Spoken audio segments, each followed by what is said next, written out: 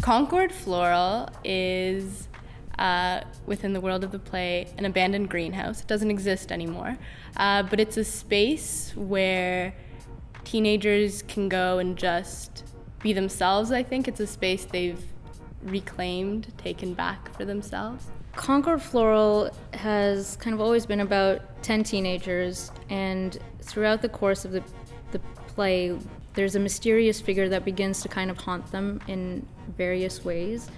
And the play draws kind of references and alludes to the Decameron, which is a 14th century allegory by Giovanni Boccaccio. And it's interesting because in that piece, there's a plague that comes to Florence and a bunch of people run away to an abandoned villa to take refuge. And so Concord Floral itself is this place of refuge for these teens.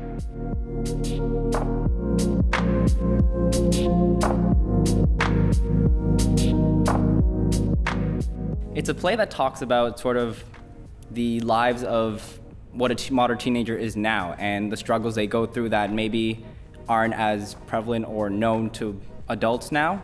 I feel like this piece is really relevant to people that are my age because it really deals with stuff that we go through and it has a language that we use and the places that we would go. I think it's important to see sort of accurate representations of yourself and your own sort of the group you fit into in all sorts of media, so like in theater, in TV. So that's why I think Concord Floral is important.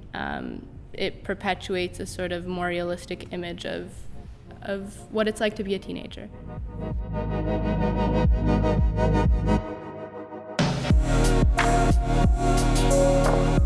Well, one of my favorite themes in the play is this notion of like collective responsibility. I think we live in a time where policies and change and our rhetoric has a very big effect on creating a strong division within our society and pointing a lot of blame towards many people. And so there's this fascinating thing of we're all humans, so we're all responsible for every single person. It's really, I think, really exciting for us to get to be in a room with young artists and demonstrate a way of working that is unique and that we really value.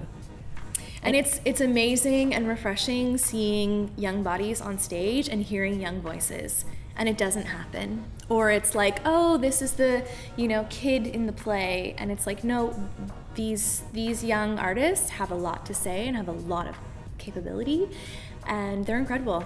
They astound us on a daily basis. So just to see them do the rich, hard, rigorous work of taking themselves seriously and putting themselves out there in the world, that's why you should come and see